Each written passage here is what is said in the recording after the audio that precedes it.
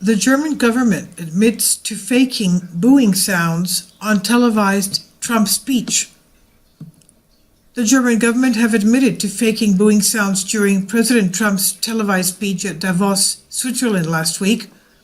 State broadcaster ARD said they boosted the sound of one or two more people booing during Thursday's speech in order to deceive the public into believing Trump's speech had not been well received. Breitbart reports President Trump gave his speech at Davos on Thursday, again delivering sharp criticism to the mainstream media.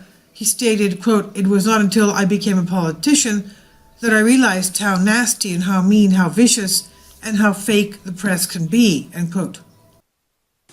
And it wasn't until I became a politician that I realized how nasty, how mean, how vicious, and how fake the press can be, as the cameras start going off in the background.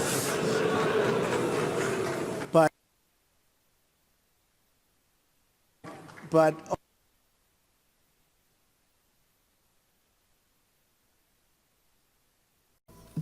ARD released a clip of the speech on a Twitter account for its popular news program Tag Schau, in which distinct boos can be heard directly after the president's comments. A short time later, the program admitted it had boosted the volume of the audio in order to showcase the booing.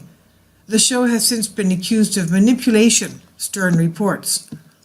Those behind the program wrote on Twitter, quote, "We did actually make the sound a little bit louder at the end so that you can hear the booing.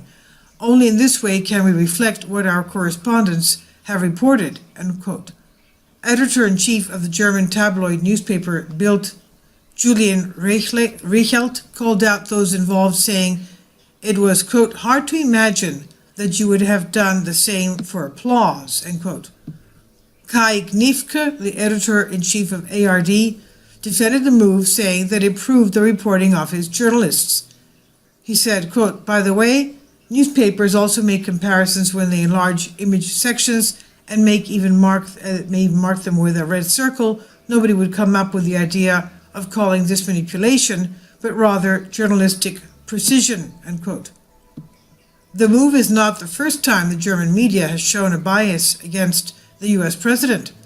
German left-leaning magazine Der Spiegel has been slammed by many for its various magazine covers, including one that depicted President Trump cutting off the head of the Statue of Liberty, designed to be reminiscent of the Islamic State executions.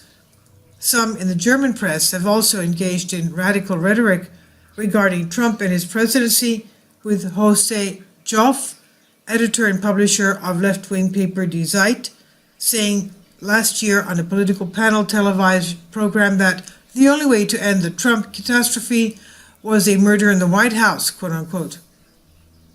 In a more bizarre comment, editor-in-chief of the center-right paper Die Welt, Ulf Poschardt, said that the best way for Germans to oppose Trump was to be more multicultural and more gay, end quote.